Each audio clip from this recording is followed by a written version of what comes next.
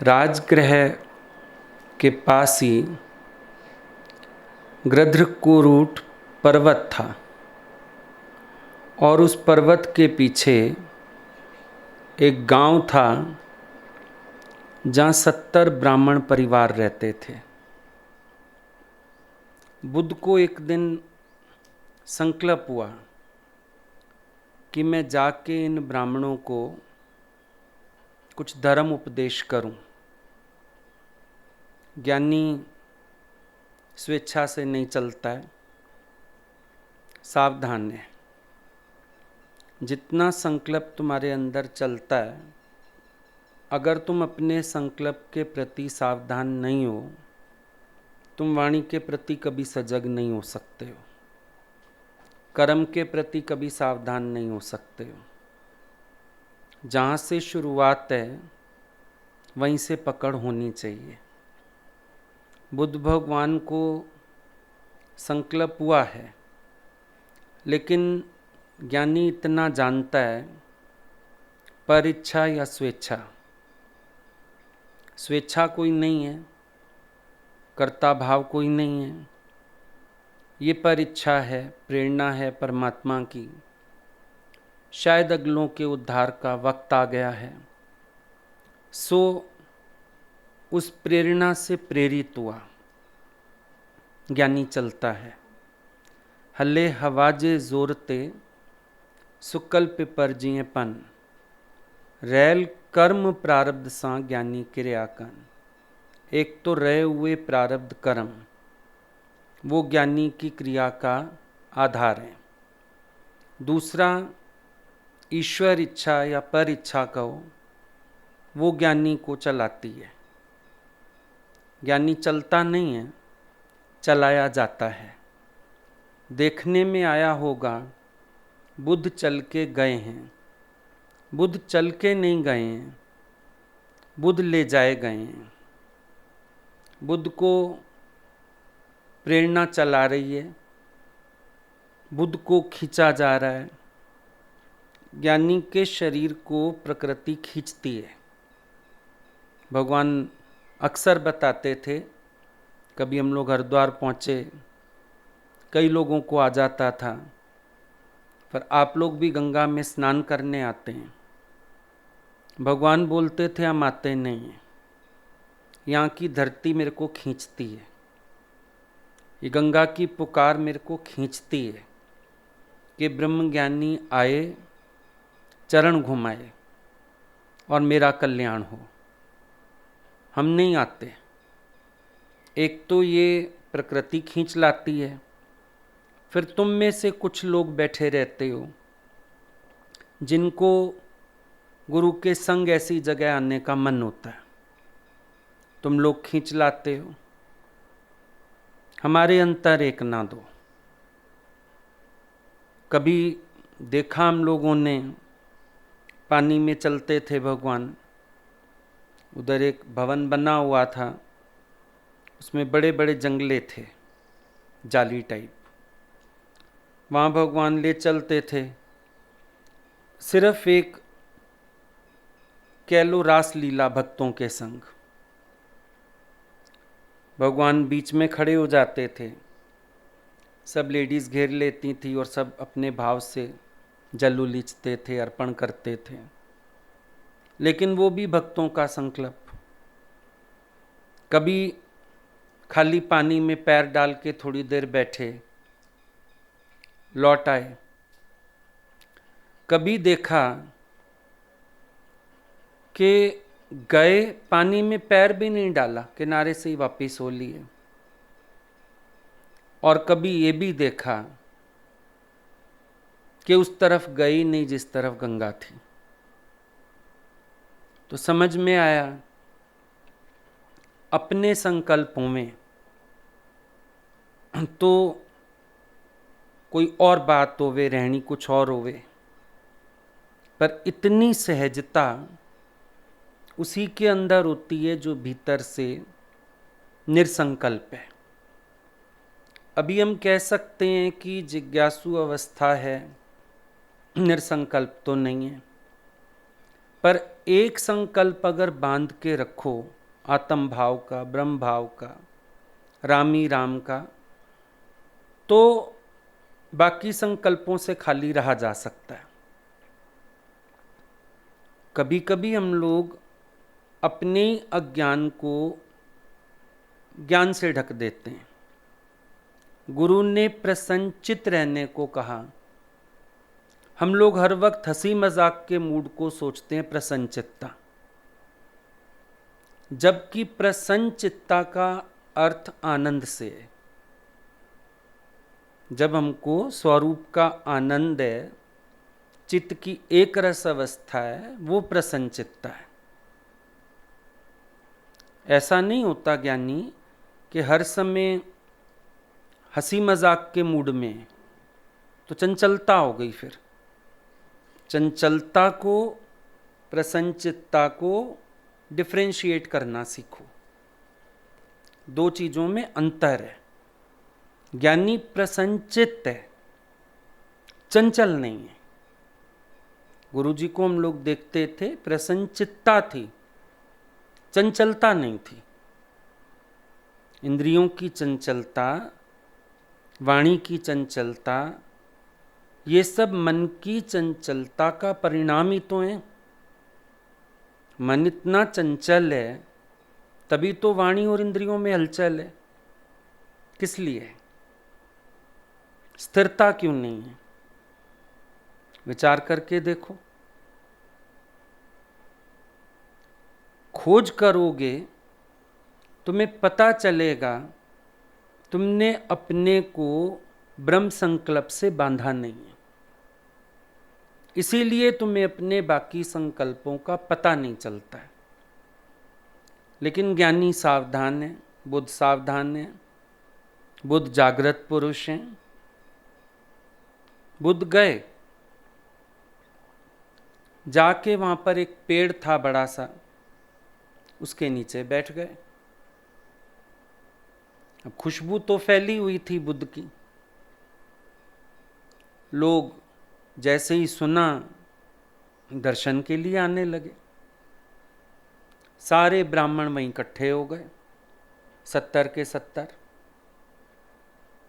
बुद्ध भगवान ने बड़े प्यार से पूछा, आप लोग इस पर्वत के नीचे कब से रहते हो? बोले, हम लोग 30 पीढ़ियों से रह रहे हैं यहाँ पर। आपका पेशा क्या है? पशुपालन हमारा पेशा है। अब धीरे धीरे बात करते करते बुद्ध भगवान ने उनसे पूछा, धार्मिक विश्वास के बारे में बताओ। धर्म में आपका कैसा विश्वास, क्या बात? कहने लगे, ऋतु भेद के अनुसार हम सूर्य, चंद्रमा, वरुण, अग्नि आदि देवताओं का पूजन करते हैं, जैसे पहले प्रचलन था ही। अभी भी कई लोग मानते ही हैं। किसी दिन चंद्रमा की पूजा होती है, करवा चौथ आ गया, कोई और व्रत आ गया, ऐसा। सूरज को जल तर्पण किया ही जाता है। अग्नि देवता को यज्ञ रूप में पूजा जाता है। ऐसे उन लोगों की भी विधियां रही होंगी। उन्होंने विस्तार से अपना बता दिया, भाई ऋतु भेद के अनुसार समय समय पर जिस देवता का सीजन आ गया या समय या दिन हो गया, उसकी हम पूजा कर लेते हैं। और जब हम में से कोई मरता है, उस स्थिति में ना हम लोग सब मिलके प्रार्थना करते हैं कि ये ब्रह्मलोक में पैदा हो और इस तरह पुनर्जन्म से बच जाए। बुद्ध ने बात सुनी, समझ गए यथार्थ का बोध तो नहीं है। उनको कहने लगे, देखो जो तुम लोग कर रहे हो ये बड़ा असुरक्षित मार्ग है, कल्याणकारक मार्ग नहीं है। ये तुम्हारी सोच है कि हम लोग इस तरह से चल रहे हैं तो शायद कल्याण के मार्ग पर हैं। भाई आपने देवी देवताओं की प्रार्थना कर दी मर गया उसके लिए प्रार्थना कर दी, लेकिन जीते जी कुछ उद्यम तो ऐसा किया नहीं आपने, तो असुरक्षित सा मार्ग है ना। क्या गारंटी? आपने प्रार्थना कर दी, स्वीकार हो गई, क्या गारंटी? मरने वाले के लिए प्रार्थना कर दी, वो पुनर्जन्म से बच गया, क्या गारंटी? असुरक्षित सा मार्ग है और कल्याणकारक नहीं है। कल्याणकारक क्यों नहीं है? जब तुम्हारा आज कल्याण नहीं हुआ, कल किस कल्याण की कल्पना करते हो? कल्याणकारक मार्ग हुए, जैसे दादाजी ने बोला, जीवन मुक्ति। वे मरने के बाद की मुक्ति की बात क्यों करते हो? जीवन मुक्ति की बात करो ना। कल्याणकारक मार्ग कौन सा होता है? जिसमें हम अपना कल्याण करके आज महसूस कर पाए कि हमने अपना कल्याण कर लिया। कल की बात क्या करनी, कल का विचार क्या करना, आज की बात करो। नाउ हियर, अभी की बात क्या है, उसका विचार चलना चाहिए हमें। तो बुद्ध ने कहा, अगर तुम मेरी मानो तो मेरा अनुसरण करके सच्चे श्रमण बन जाओ। ब्राह्मण तो तुम हो जात से, पर अगर मेरे मार्ग का अनुसरण करो, यानी श्रम करो, तो सच्चे श्रमण बन जाओ। ब्राह्मण तो सच्चे नहीं हो पाए, क्योंकि पता ही नहीं तुम्हें ब्राह्मणत्व होता क्या है। ब्राह्मण को तो तुमने ये समझा, ब्राह्मण कुल में पैदा हो गए। ब्राह्मण को तो ये समझा, 4 शास्त्रों का ज्ञान हो गया। पर अभी अपने साथ मेहनत करके सच्चे श्रमण हो जाओ और पूर्ण निज संयम का अभ्यास करके निर्वाण प्राप्त कर लो। श्रमण कैसा बनाना चाहते हैं? श्रम कैसा करवाना चाहते हैं? पूर्ण निज संयम का अभ्यास। बुद्ध का ये वचन है, पूर्ण निज संयम का अभ्यास। निज संयम और पूरा पूरा। जैसे काया नगरी का राजा बनो, राम तीरथ का संदेश, काया नगरी के राजा बनो, तो राजा का होल्ड पूरे राज्य पे होता है। ऐसे हमारा पूरा होल्ड हो अपने मन पर, इंद्रियों पर, बुद्धि पर, पूर्ण निज संयम। ये साधना है, ये सबसे बड़ी साधना है। निज संयम, अपना संयम। किसी डर से संयम नहीं, किसी के कहने से संयम नहीं, पर अपने भीतर ऐसी विचारधारा ज्ञान की, ऐसा प्रवाह ज्ञान का जिससे संयम सदा रहे। देखो, असंयम की गुंजाइश कब नहीं बचती है? विचार करना, असंयम की गुंजाइश कब नहीं बचती? जब संयम अंदर से सधता है। और असंयम की गुंजाइश कब बच जाती है? जब किसी कारणवश संयम है। क्लास में टीचर है, बच्चे सारे शांत बैठे हैं, लेकिन पीरियड खत्म होते ही हल्ला मचता है। इसका क्या मतलब है? इसका मतलब है उनका संयम ऊपरी है, डर के मारे है। और जैसे ही वो कारण हटा, संयम भी हट गया। वो स्थिति नहीं चाहिए। स्थिति वो चाहिए जो संयम भीतर से होवे, एक अभ्यास अंदर से होवे। भाई, हम अपने आप को विचार दें, पूछें अपने से, पूरे दिन में आज मैंने वृत्ति कैसी रखी अपनी? क्या मेरी वृत्ति ब्रह्माकार है? क्या मेरी वृत्ति आत्माकार है? क्या मेरा पूरा दिन वाणी पर संयम था? क्या मैं सेल्फ सेंटर्ड था? ये सब चीज़ हमारे ध्यान में होनी चाहिए, वरना बात नहीं बन सकती है। हर समय खुद की सावधानी असंयम की गुंजाइश नहीं छोड़ती, क्योंकि संयम आपको पसंद है। संयम आपके भीतर से उठा है, गुंजाइश खत्म हो जाएगी असंयम की।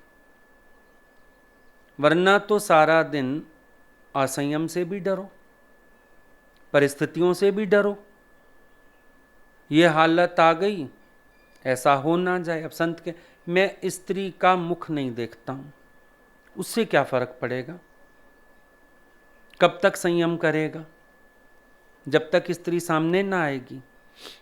और सारा दिन अगर रटेगा स्त्री का मुंह ना देखूं, सपने में आ जाएगी। असंयम की संभावना बढ़ गई। दृष्टि साध लेता, स्त्री नहीं है ही भगवान, असंयम का झगड़ा खत्म है।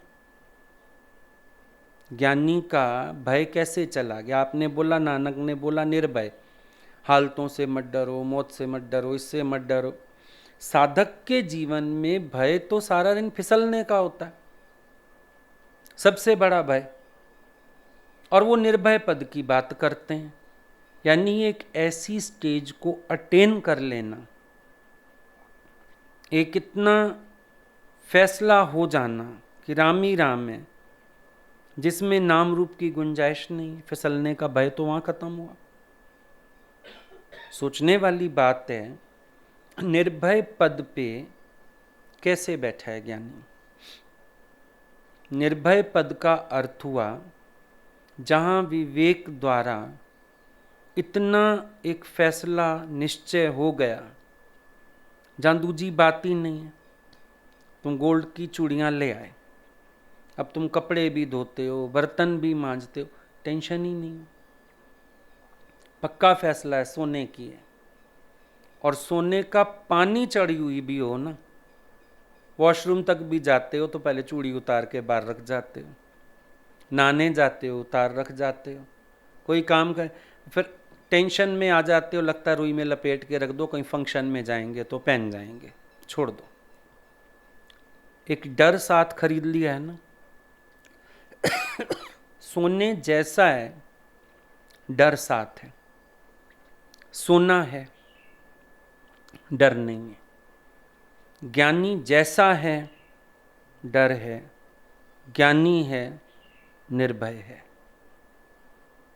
ये फैसला करना पड़ेगा। फिर बुद्ध ने उनको उपदेश देना शुरू किया। बोला, जो सत्य को असत्य और असत्य को सत्य समझ बैठते हैं, ऐसे मिथ्या दृष्टि संपन्न लोगों की कभी सद्गति नहीं होती। सत्य को असत्य, असत्य को सत्य। एक बात देखना, बुद्ध भगवान की, हम सारे ज्ञान को सीधा सीधा पढ़ सकते हैं, लेकिन हम क्यों सारी स्टोरीज को साथ ले रहे हैं? ये बड़ा अच्छा हम गुरु को समझ पाते हैं। हर एक के साथ उनकी डीलिंग उसके तरह की है। ज्ञान का तत्व वही है, लेकिन जैसा जिज्ञासु सामने है, उसके अनुसार उस ज्ञान की डोज बना के वो दे देते हैं। सॉल्ट वही है दवाई के, लेकिन फिर भी डॉक्टर डोज बनाता है, इसके साथ ये, इसके साथ ये, किसी के साथ पेंटोसिड देनी पड़ती है, किसी के साथ कोई विटामिन की देनी पड़ती है, कोई ना कोई भाई इसका साइड इफेक्ट आ सकता है, डोज बना देता है। वही यहाँ पर बुद्ध भगवान की बात देखो। अमरावती के ब्राह्मणों की बात और तरह से, यहाँ सीधी सीधी बात बताई उनको क्या? क्योंकि इन लोगों ने अपना धार्मिक विश्वास बताया ना। अब कह रहे हैं जो सत्य को असत्य और असत्य को सत्य मान लेता है, सीधा नहीं वार किया कि तुम काल्पनिक देवता पूज रहे हो, ऐसा कर रहे हो, वैसा कर रहे हो, शीलों पर तो ध्यान नहीं दे रहे। ब्राह्मण हैं, अभिमानी भी होंगे, अपनी धारणाओं को डायरेक्ट गलत तो सुन भी नहीं पाएंगे, तो थोड़ा सा उन्होंने ज्ञान के शब्दों में ही बात की कि जो सत्य को असत्य और असत्य को सत्य समझ लेते हैं, विपरीत बुद्धि हो गई। विपरीत बुद्धि होने का मतलब हुआ कि सत्य की प्राप्ति असंभव हो गई। जब आप सच को झूठ मान रहे हो, झूठ को सच मान रहे हो, खोजने क्या निकलोगे? झूठ ही तो खोजोगे, क्योंकि आप तो उसी को सच मान रहे हो। तो प्राप्ति तो असंभव ही है, कहां से हो जाएगी?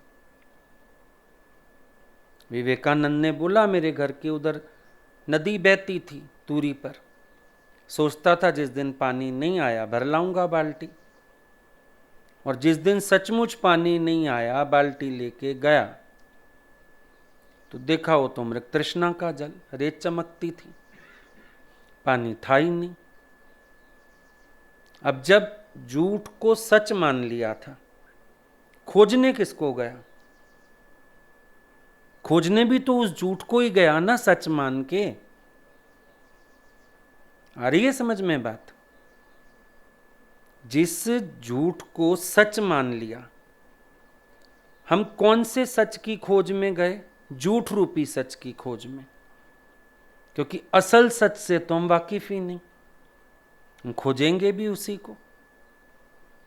अब जिन लोगों ने शांति, आनंद सब तक बाहर माना हुआ है, सब कुछ खोजते भी तो वही हैं। सुनते हो ना अक्सर लोगों के, बेटे की शादी हो जाए मैं सुखी हो जाऊं, पोता हो जाए कलेजे में ठंडक पड़ जाए। क्या है ये? जिस झूठ को सच माने हुए हैं वो खोज भी उसी सच को रहे हैं, असल सच की तरफ नहीं जा रहे। असल सच की तरफ वो जा भी नहीं सकते, क्योंकि असल सच तो उनको झूठ लग रहा है। आज भी तुम देखो, अगर ब्रह्म ज्ञान किसी को ठीक से समझ ना आए, बुद्धि संशय रखती है।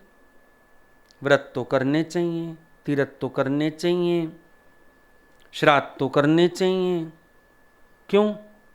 आज भी सच और झूठ की परख नहीं हो पाई। तो अपने जो वो झूठ के लबादे ओढ़े हुए हैं, उन्हीं को सच मान के चलते जा रहे हैं। सत्य की प्राप्ति कहाँ होगी? तभी बोला, ऐसे मिथ्या दृष्टि संपन्न लोगों की कभी सदगति नहीं होती। सदगति माना सत्य की प्राप्ति नहीं होती। बात तो ये है। देखो, एक बड़ी अजीब बात है इस सृष्टि में, जब तक कुछ मिलता नहीं ना, तब तक आसार लगता भी नहीं, और जब आसार लगता है मजबूरी में इतने खड़े होते हैं कि उसको आसार कहने का मन नहीं करता, मेहनत से पाया। अभी समझो, जब तक धन नहीं मिला किसी को, कहाँ लगता है आसार है। बड़ी मेहनत की, पाया, और पाने के बाद पता चला इसमें तो कुछ है ही नहीं। शादी होती है, बड़ा शौक होता है विषय भोग का, और पहले ही दिन पता लग जाता है, हाय हाय यही सुख था बस। लेकिन अब तो इतनी देर हो चुकी कि तुम्हें घसीटना है उसको, भाग नहीं सकते। पता सबको लग जाता है पहले ही दिन कि जिसको सुख माना सुख कुछ भी नहीं, सवा घड़ी का सुख और सारी जिंदगी का बोझ। पता तब चला, है ना? तो जब तक मिलता नहीं, तब तक पता नहीं चलता कि आसार है। मिलने के बाद पता चलता है आसार है। सच मानकर खोजते हैं। खोजा, मेहनत की, जीवन दांव पे लग गया, लास्ट में क्या हुआ? हासिल थींदी है हैरानी, हैरानियां। जाके देखना, जिस चीज के पीछे भी लोग भागे संसार में, बाद में हैरानी हाथ आती है कि नहीं? छोटे होते हैं, पढ़ रहे होते हैं, मैडम को देखो बड़ा शौक आता है हम भी टीचर बने। बनने के बाद सारे शौक जमीन पे आ जाते हैं, क्योंकि नकल करके पढ़ाना और सही में पूरी क्लास का भार उठाना, थोड़ी देर खेल खेल में पढ़ाना और दिन में 6 क्लासें लेना, होमवर्क्स चेक करना, पेपर्स चेक करना, पेपर बनाना, टीचर्स डायरी लिखना, प्रिंसिपल को रिपोर्ट करना, फिर इतना काम हो जाता है। अब लगता है असार, मैंने ये लाइन क्यों चुनी? अक्सर देखना लोग जॉब में भी डिससेटिस्फाइड, जॉब सेटिस्फेक्शन नहीं होता, क्योंकि नहीं मिलती कोई चीज़ तो अट्रैक्टिव लगती है। मिलती है मेहनत करके, खोज के मिलती है, मिलती ही आसार लगने लगती है। मिलती बड़ी महंगी चीज़ ले आओ, सॉलिटेयर हीरा खरीद लाओ, भाई 2 लाख का, 4 लाख का खरीद लिया। अब थोड़े टाइम के लिए खुशी आई, लिया मैंने लिया, घर वाले के अंदर रख, गुम कर देगी। अकल तो वैसे नहीं पहनने की, पहन के वही नकली घूम, आसार हो गई। हाँ, इससे अच्छा तो हम दूसरी चीजें ले लेते, पहनते तो सही। गया शौक खत्म, अब वो अलमारी में पड़ा सड़ रहा है। अब सोचते हो कुछ टाइम बीत जाए, उसके बाद इसको निकाल देंगे। जब यूज की नहीं चीज मेरे, आसार हो गई। बहुत कुछ ऐसे देखना, लास्ट में आसार समझ में आता है। जिनको आप सफल मानते हो दुनिया में, सफल लोग हैं, असफलता का बोध जितना उनको है किसी और को होता है? मिले कभी सफल आदमी से जिसको आप सफल मानते हो? उसके अंदर असफलता का बोध है, क्योंकि उस सफलता में फल तो है ही नहीं। कहां मिला फल? भाई ये बड़ा सफल आदमी है, पूछो उससे, वो दुनिया का सबसे बड़ा असफल आदमी है, क्योंकि उसने वहां एफर्ट्स लगा दिए जहां जरूरत नहीं थी। उसने वहां एफर्ट्स लगा दिए जहां उसको कुछ मिला ही नहीं। नोटिस करके आओ, सफल से सफल आदमी देश का प्रधानमंत्री बन गया, राष्ट्रपति, सफल तुम्हारे हिसाब से तो सफल है। उसके पास बैठ के पूछो असफलता क्या गया? अपनी कोई लाइफ ना रही, फैमिली लाइफ ना रही, कुछ भी तो नहीं रहा, क्या एंजॉय करे? है कोई सुख है? भाई ये संत बड़ा सफल है, बड़ा नाम है, मुसीबत हो गई, मार्केट तक नहीं जा सकता, अगला सड़क पे घूम नहीं सकता। उससे पूछो, जिन चीजों को श्रम करके पाया जाता है और सफल दुनिया की दृष्टि में माना जाता है, उसके पीछे कितनी बड़ी असफलता। नाम, नेम हो गया, फेम हो गया, अंदर वाला बुझा हुआ। बड़ी असफलता तो ये है। पा तो लिया, पाने के बाद लगा इसमें तो सार ही नहीं, इसमें तो स्वाद आया ही नहीं। बड़ा अच्छा दादाजी ने मिसाल बताया बोगड़ी वाले का। चढ़ता गया, कपड़े वाला सफल, हलवाई सफल, ज्वेलर सफल, देश का राजा सफल, लास्ट में कहता है बोगड़ी वाला बनाओ मेरे को। क्यों? हर सफलता में असफलता दिख गई ना। सफल था, एंजॉय करता सफलता को। सफलता हो तो एंजॉय करे। अमीर आदमी दिखता है, जितना गरीबी का बोध उस अमीर आदमी को है, किसी दूसरे को है ही नहीं। खोज लो, अमीर आपको दिख रहा है और सबसे ज्यादा गरीबी का एहसास उसको है। क्यों? उसको प्यार करने वाला कोई नहीं है, नोचने वाले सारे हैं। उसके घर में कलह कलेश है बच्चों का, पैसे के चक्कर में। उसको मारने की ताक में कई हैं ताकि पैसा लूट पाएं उससे। उससे फायदा उठाने वाले बड़े लोग हैं। अमीरी तो जंजाल है। अमीर आदमी को जितना अंदर से गरीबी का एहसास है, बहुत गरीब है, बहुत गरीब है। मर्जी से खा नहीं सकता, मर्जी से पहन नहीं सकता, बहुत झंझट है। आजकल क्यों ये रिजॉर्ट्स और सब बने? ये अमीर आदमी वहाँ जाके अपने तरीके से रहते हैं। यहाँ तो सूटेड बूटेड रहना पड़ता है, फिर वहाँ ले जाते हैं काटन के ट्राउज़र्स और पजामे और शॉर्ट्स और सब। अपने वे से रहें, अपने वे से रहें। थक गए ना, महीना महीना रह आते हैं।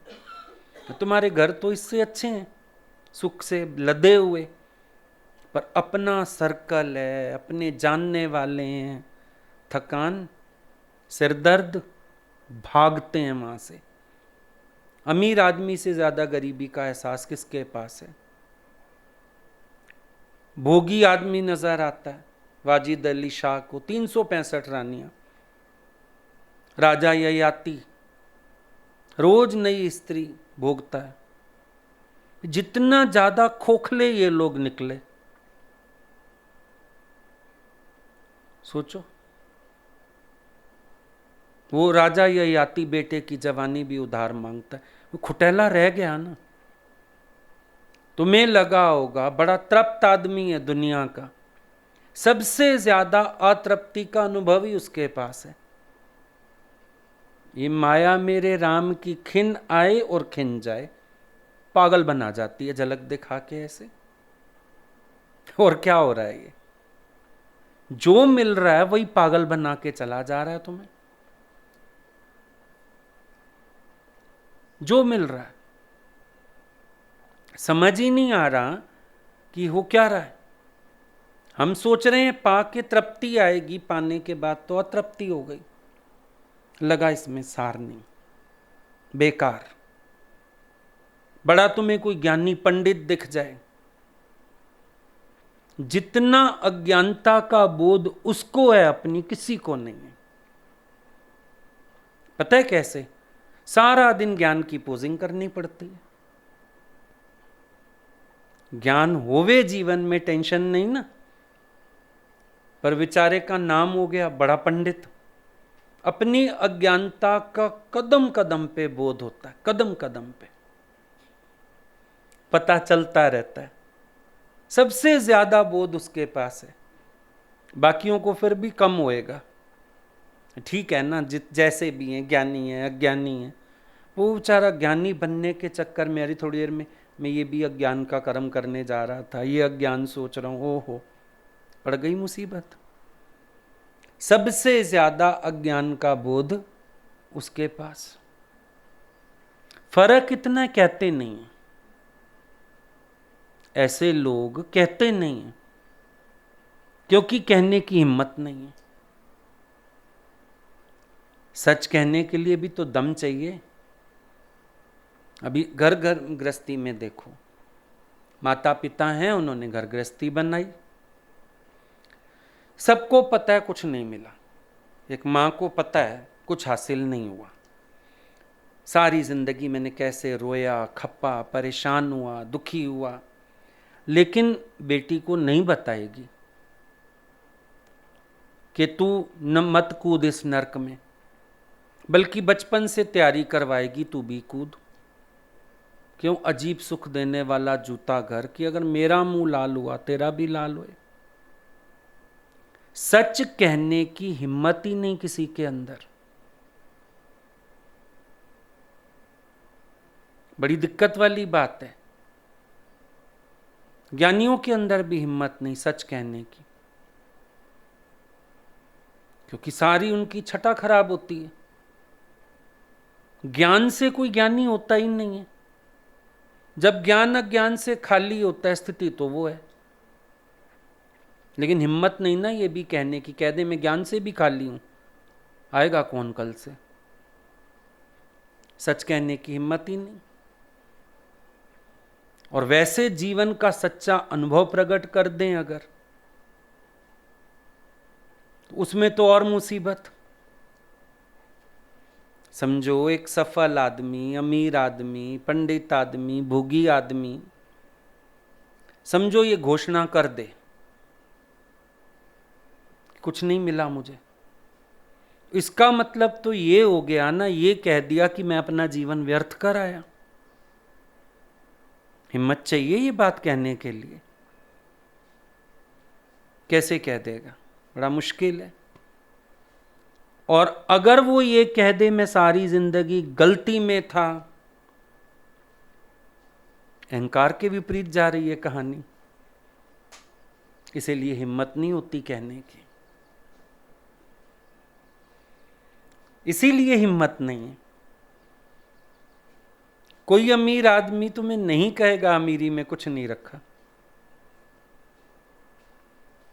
कोई गृहस्थी आदमी तुम्हें नहीं कहेगा कोई सुख नहीं है, कोई नहीं कहेगा। क्योंकि अपनी सारी जिंदगी की कमाई को कलंकित कैसे कर लें बेचारे, बड़ा मुश्किल काम है। इसीलिए सच नहीं कहते। लेकिन बुद्ध कह रहे हैं कि जिस असत्य को सत्य मान के खोजने चल दिए, लास्ट में असत्य लेके ही आए हैं, सार नहीं लेके आए। जरा सा अनुभव करने की कोशिश करो, जस्ट ऑब्जर्व। तभी गुरु तुम्हें कहता है ऑब्जर्व करो, ऑब्जर्व करो। जो चीज पाना चाह रहे हो उसमें सार है, सत्य है, सत्य अपने में ढूंढ लो। इसका अगला पॉइंट बड़ा क्लियर है। बोला जो सत्य को सत्य और असत्य को असत्य जान लेते हैं, ऐसे सम्यक दृष्टि संपन्न लोगों को ही सच्चा लाभ प्राप्त हो सकता है। अब देखो, सत्य को जो सत्य जान लेते हैं, इसका मतलब जब तुमने सच को सच जान लिया, आधा तो पा लिया, डायरेक्शन ठीक हो गई, खोज सही दिशा में चली गई। कम से कम इतना तो पता चले ना, सत्य का पता तो चले, सत्य क्या है। पता चलना ही आधा पा लेने के बराबर है। क्योंकि जब ट्रैक पे आ गए फिर तो काफी मुश्किल हल हो ही गई ना। हम एक बार निकल पड़े घर से, राइट रूट पे आ गए, चलो थोड़ी ऊंच नीच आएंगी रास्ते में, स्पीड ब्रेकर आएगा, कुछ आएगा, डाइवर्जन होंगे, पुल बन रहे होंगे, मंजिल तो मिलेगी। एक आदमी निकल तो पड़ा, ट्रैक पता ही नहीं, अब क्या होगा, कहाँ जाएगा। कई बार न्यूज़ में दिखाते रहते हैं ना, अभी मजदूरों की ट्रेन गई, चली कहीं के लिए, पहुंच कहीं और गई, गड़बड़ हो गई। तो जो सत्य को सत्य जान लेता है उसका आधा काम बन गया, कम से कम आधा तो पा ही लिया। क्योंकि अभी तक जो भी खोजा था, धन था, प्रशंसा था, सच था क्या? कुछ भी सच नहीं था। क्यों नहीं था? क्योंकि सब छूटने वाला, जाने वाला। एक अगर शॉर्ट में हम लोग बात करें तो ये बात बनती है, जो अपना नहीं वो सच नहीं। जो अपना नहीं वो सच नहीं। कैसे? सत्य मना तुम्हारा, तुमसे अलग नहीं।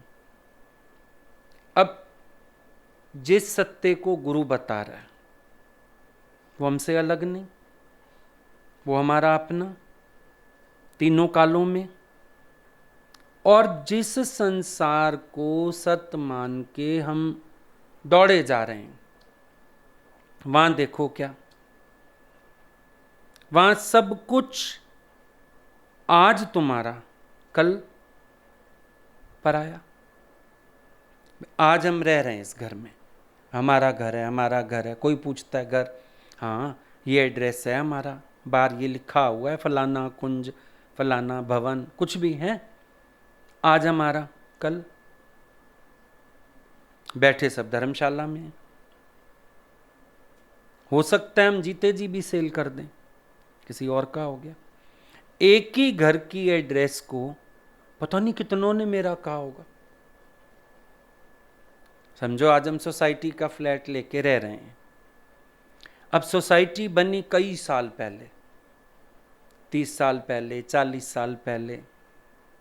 ओरिजिनल मेंबर कोई होगा, उसने सेल कर दिया। पहले ओरिजिनल वाला जो था उससे किसी ने पूछा एड्रेस, भाई फलाना सोसाइटी, ये नाम है, ये 60 70 80 जो भी नंबर है, ये वाला नंबर है, ठीक है। फिर उसने किसी और को दे दिया। अच्छा, उससे भी पहले 4 लोग घर के, बीवी से पूछो उसका भी एड्रेस, बच्चों का भी एड्रेस, फिर सेल हो गया। फिर किसी और का, फिर सेल हो गया। अभी का अभी तुम देख लो, एक इसी घर में जहां हम बैठे हैं, पता नहीं कितने स्वामी हो चुके इसके, हमारा कहाँ है? कितनों का है ये तो, और फिर किसी का भी नहीं है। इसको झूठ कहते हैं। जिस पे हम दावा रखने का भ्रम रखते हैं, होता नहीं दावा, हमारा भ्रम है, ओनली भ्रम। उसके बाद किसी और का, यही झूठ है ना। ये सच कैसे हो सकता है? चलो जिनको अपना माना उनकी बात कर लें। बेटा मेरा, शादी हो गई, उसके बाद रहे तेरा, नहीं रहा। फॉरेन में नौकरी मिल गई, नहीं होके रहा तेरा। कंधा देने भी नहीं आया मरने के बाद, नहीं है तेरा। चलो हाथ लगाओ संसार में, नौकरी, मेरी नौकरी, तेरी, तेरे को हटा देंगे, यू आर फायर्ड। उसी कुर्सी पे दूसरा, मैं चेयरमैन, मैं डायरेक्टर, मैं एमडी, फिर औहदा भी तेरा नहीं, संबंधी भी तेरे नहीं, घर भी तेरा नहीं, गाड़ी भी तेरी नहीं। किस्तें ना चुकाई तो बैंक वाले ले जाएंगे, बदलने का मूड हुआ। एक ही गाड़ी को देखो, उसके ही ओनर बदलते रहते हैं, आरसी पे नाम चढ़े रहते हैं, first owner, second owner, third owner, fourth owner. एक नोट साइन करके दे दो किसी को, संभव है इस जिंदगी में दोबारा वो नोट तुम्हारे हाथ में आएगा? सिर्फ एक नोट, वो भी तुम्हारा नहीं। चलो शरीर की बात करते हैं, ये तुम्हारा, इसको तो सामने सामने देख लो। बेवफा, इससे बड़ा कोई नहीं है, इससे बड़ा बेवफा कोई? कितना ध्यान रखते रखते बीमार हो जाता है, धोखा दे जाता है, चलने से लाचार कर देता है, उठने से लाचार कर देता है। भाई कल तक तो रनिंग कर रहे थे, आज वॉशरूम तक भी पकड़ पकड़ जाना पड़ रहा है। बुखार ने तोड़ दिया, दर्द ने तोड़ दिया। कल तक ये गर्दन ऐसे अकड़ी रहती थी, बस सर्वाइकल हो गया। अब गर्दन पलंग से नहीं हिलने दे रही। नहीं उठता हूं, चक्कर आता है। ये भी तेरा नहीं। बहुत कुछ करना चाहते हो, नहीं कर पाते हो। खाना चाहते हो, दांत और आंत, दांत फेल होते ही आंत फेल होती है। जब तक दांत ठीक है, आंत ठीक है, तभी दांत के हिसाब से खाओ तो पचता है, वरना तो अपच होती है, डकार आते हैं, परेशानी होती है। दांत और आंत का गहरा कनेक्शन है। मैं तो दिन में 2-2 बार नहाता हूं। नहाओ, बुखार है, नहाओ। हफ्ता भर मैले कुचैले पड़े रहो, अपने से ही घिन आती है। नहीं, शरीर की हालत देखो। मतलब ये भी अपना नहीं, यानी अपने को छोड़ के पूरी धरती की संपदा छान लो, कुछ तेरा नहीं, हाथ खाली। यही समझ आ रहा है? शरीर स्वस्थ है तो सब कुछ अच्छा लग रहा है, नहीं पढ़ा रहे। समझो आज तबीयत खराब है, दर्द है, बुखार है, कोई भी दिक्कत है, कोई कहे 20,000 की ड्रेस है, पहन ले, बोलो आग लगा इसको, हटा यहां से। कोई बढ़िया चीजें खाने की ले आता है, पेट में दर्द है, खा। सिर जकड़ा पड़ा है, सर्वाइकल हो रहा है, चक्कर आ रहे हैं, कोई कहता है आओ बढ़िया, देख कितनी बड़ी टीवी लगाई है, आ पिक्चर दिखाएं, देखो। मतलब ये जरा सी आहट कर दे शरीर, सारे सुख ये पड़े। राजा को हुआ पेट में दर्द, बड़े वैद्य बुलाए, कोई उपाय नहीं। एक बड़ा सियाणा वैद्य बोला कर दूंगा ठीक। राजा बोला कीमत जो लोग ले लो, पर कर दो ठीक। बोला राज्य लूंगा पूरा। राजा बोला तू राज्य ले ले, मेरी जान छोड़ा, मेरे को दवाई दे। हंसने लगा, बोला बस इतना समझ ले, तेरे पूरे राज्य की कीमत ही एक पुड़िया दवाई की। क्या अभिमान करता है? मेरे को नहीं चाहिए, मैं तो पहले ही समझाया हूं ये बात, कि इतना मोहताज है आदमी कि पूरा राज्य और एक दवाई की पुड़िया तो देने को तैयार है। जब शरीर में पीड़ा होती है, लगता है ना उतरे, किसी भी तरह उतरे, सहन नहीं हो रहा, ये शरीर की दुर्गति। तो इसका मतलब तो फिर सारी माया मुंह चिढ़ा रही है हमें, हम सत मान रहे हैं। और माया आज भी राम की। नारद जी ने संकल्प कर लिया, बंदर बन गए, मुंह ले लिया बंदर वाला, और लक्ष्मी तो नारायण की है, नारायण की रही। माया तो भगवान की है, भगवान की रही। हाथ तो आई नहीं, किसी के भी नहीं आई। वही बात हो गई, नाक धोया। जो नदी में उसको मिल गए थे हीरे, रख दिए, अगली लहर आएगी, समुंदर में धुल जाएंगे, बह गए साथी। क्या बोला था संत ने? बोला जो माया मुंह दिखा के गई और तुम 3 प्राणी सुबह से शाम हो गई है, न खाया न पिया, रोने में लगे हो, ये माया आ जाती तो तुम्हारा हाल क्या करती? बात तो ये समझने वाली है।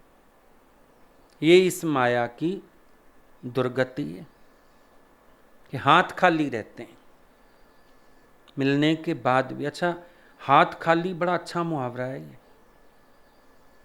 मिलने के बाद भी हाथ खाली। अब हाथ में क्या है बताओ? कोई अलमारी में रखी है चीज, कोई कबर्ड में रखी है, कोई हाथ हाथ खाली, पैसा बैंक में है, पर्स में है, हाथ पकड़ बैठ गड्डी एक, हाथ खाली। देखिए अजीब बात, हाथ खाली। तो जितना मर्जी ढूंढ लिया, छान लिया, हाथ खाली। तो फिर बुद्ध कहना क्या चाहते हैं? बुद्ध कहते हैं अगर तुमने हीरे को हीरा समझ लिया तो खोज शुरू, पत्थर को पत्थर समझ लिया तो छोड़ना शुरू। सीधा विश्लेषण। हीरा हीरा समझ में आ गया, उसके लिए प्रयास शुरू हो जाएगा। पत्थर पत्थर समझ में आ गया, छोड़ने की प्रक्रिया शुरू हो जाएगी। सच सच समझ में आ गया, यात्रा शुरू हो जाएगी। मिथ्या मिथ्या समझ में आ गया, अंतर्मुखता शुरू हो जाएगी। बहिर्मुखता खत्म सारी की सारी। सिर्फ इतना सा। तो जैसे जीसस ने एक बात बोली कि समझो सारा संसार तुमने पाया और खुद को गवाया तो तुमने कुछ भी नहीं पाया। समझो तुमने संसार गवाया, जैसा ब्रह्मज्ञानियों ने संसार गवाया, खुद को पाया, सब कुछ पाया। ये हुआ ना जो सम्यक दृष्टि संपन्न लोगों को सच्चा लाभ, ये हुआ। ये क्राइस्ट का भी अनुभव। बोला कि जो लोग संसार को पाने के पीछे भागे उन्होंने पा भी लिया। मतलब घोड़े मिल गए, घोड़े सवार गिराए, वो कौन से बेनिफिट में। और जिनका घोड़े सवार सलामत, घोड़ा ना भी मिला, घोड़ा तो और खरीद लेगा। घोड़े सवार की सलामती ज्यादा जरूरी ना, तो स्वयं को पाना ज्यादा जरूरी, संसार को पाना तो कोई अर्थपूर्ण बात ही नहीं है। फिर बोला बुद्ध ने, संसार में सभी जगह मृत्यु का वास है, उससे कोई बच नहीं सकता। यह समझ लेना कि जो पैदा हुआ है उसे एक ना एक दिन मरना अवश्य ही है। इसलिए जन्म मरण के बंधन से छुटकारा पाने की इच्छा करना, इसका स्वयं अभ्यास करना ही सच्ची धम्म साधना है। अब ये उनके दूसरी बात का उत्तर है, जो उन्होंने कहा कोई मर जाता है, हम प्रार्थना करते हैं ब्रह्मलोक में जन्म ले, पुनर्जन्म से बच जाए। तो बुद्ध ने बताया कि स्वयं प्रयास करना है। जन्म मरण से छूटने की पहले तो अपनी इच्छा, मुमुक्षा, मोक्ष इच्छा, ये तुम्हारी अपनी होनी चाहिए। तुम्हारे मरने के बाद दूसरे लोग तुम्हारे लिए वो वाली इच्छा कर रहे हैं, ये नहीं। मुमुक्षा अपनी होती है इंसान की। पहले तुम्हारा अपना भाव हो कि मैं इस जन्म मरण से मुक्त होना चाहता हूँ, मैं इस बंधन से छूटना चाहता हूँ, और उसके बाद इच्छा करके स्वयं अभ्यास करना। निर्वाण का अभ्यास स्वयं करना। नहीं, ये काम ऐसा नहीं है कोई कर देगा। ये भ्रम है ना संसार में, बेटा मुक्ति करेगा। लोगों को बेटा इसलिए भी चाहिए होता है, मुक्ति करेगा। बुद्ध नहीं मान रहे इस बात को कि किसी का बेटा उसकी मुक्ति करेगा, फलाना मुक्ति करेगा। नहीं, बुद्ध नहीं मानते इस बात को। मुक्ति तुम्हारे हाथ में है। अगर तुम अपनी मुक्ति खुद नहीं करोगे, तुम्हारी मुक्ति संसार में कोई दूसरा नहीं कर सकता। ये भ्रम है। पीछे से कोई मेरा पिंड दान करेगा, कोई श्राद्ध करेगा, कोई मेरी मुक्ति के लिए प्रयास करेगा, ये सब भ्रम है। और सब लोग इस भ्रम में जीते बहुत हैं। अब इनके यहाँ भ्रम ये है कि अगले के लिए हम प्रार्थना कर देते हैं। चलो कोई बात नहीं, अगले व्यक्ति की मुक्ति हो जाए, बुद्ध इनकार कर रहे हैं। कह रहे हैं धम्म साधना यही है कि आप अपने निर्वाण का प्रयास करो। अब डायरेक्ट नहीं बोला उनको मुक्ति वुक्ति कुछ नहीं, ब्रह्म है, चल पड़ो अपना निर्वाण पाने के लिए। मतलब ये कि अपना निर्वाण जीते जी तो पाएगा, क्या करेगा? जब कह रहे हैं अपना निर्वाण खुद प्राप्त करो, मतलब जीते जी प्राप्त करो। उनकी बातों को काटा भी नहीं, लेकिन अपनी बात को कह भी दिया। यही है ज्ञानी, कहता भी नहीं और छोड़ता भी नहीं। इनडायरेक्टली उनकी बात का आंसर दिया है कि तुम्हारी प्रार्थना से ना वो ब्रह्मलोक में जन्म लेगा। अब फिर मुक्ति के लिए ब्रह्मलोक में पैदा होने की क्या जरूरत है? उनको ये भी नहीं पता। भाई देवताओं की भी एक जून है 84 लाख में, ये भी नहीं पता। कह रहे ब्रह्मलोक में जन्म ले ले, ऐसे पुनर्जन्म से बच जाए, मतलब ब्रह्मलोक में रहता रहे। फिर भी तो एक्चुअल निर्वाण नहीं पता ना, निर्वाण किसको कहते हैं। मुक्ति शब्द सबके पास ऐसे सुनी हुई अफवाह है, सबके पास। जैसे कोई मर जाए क्रिया में, उसमें बस भगवान इसकी आत्मा को शांति देना, उसके मन की शांति मांगो। मन अशांत था, जीव अशांत था, आत्मा तो शांत स्वरूप है। इसीलिए तो भीतर की शांति बार बार मन को बैलेंस करती है। अंदर शांत स्वरूप ना होवे तो ये जो बार बार मन में अशांति आती है, उसको शांत कौन करता है? शांत स्वरूप तो है ना, लेकिन जानता कोई नहीं गुरु के सिवाय। इसके दिवंगत आत्मा को भगवान अपने चरणों में स्थान देना, सारे प्रार्थना करते हैं। अब उसके कर्म परमात्मा से मिला के करेंगे या तुम्हारी प्रार्थना। No prayer is ever heard. बच्चा तो स्कूल में कुछ लिखना आया, टीचर के पास माँ बाप रिक्वेस्ट करने चले गए, पास कर दो, कर दें। प्रेयर सुनी नहीं जाएगी, पेपर आगे रख दें, देखो कहाँ पे नंबर देने की गुंजाइश, आप बताओ। No prayer is ever heard. हम किसी के लिए प्रार्थना करें, कई बार कईयों के घर में ज्ञान नहीं पता होता, चला जाता है कोई तो हम लोग जाएं मिलें, फोन आ जाता है, बस आप आशीर्वाद देना, आप प्रार्थना करना, वो मुक्त हो जाए।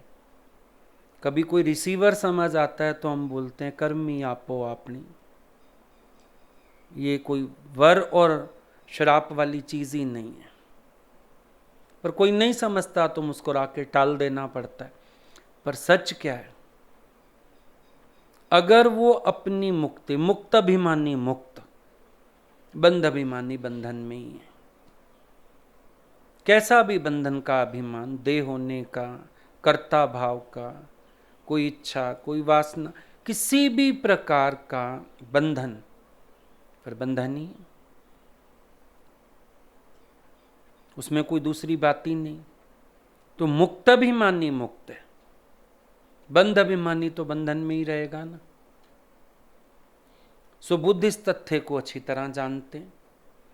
तो वो कह रहे हैं कि अपने निर्वाण का प्रयास, ये सच्ची धम्म साधना है। यानी आप अगर ज्ञान की साधना में लगते हो, आप धर्म के मार्ग पर चलते हो, आप अपने कल्याण का संकल्प उठाओ, अपना कल्याण करो।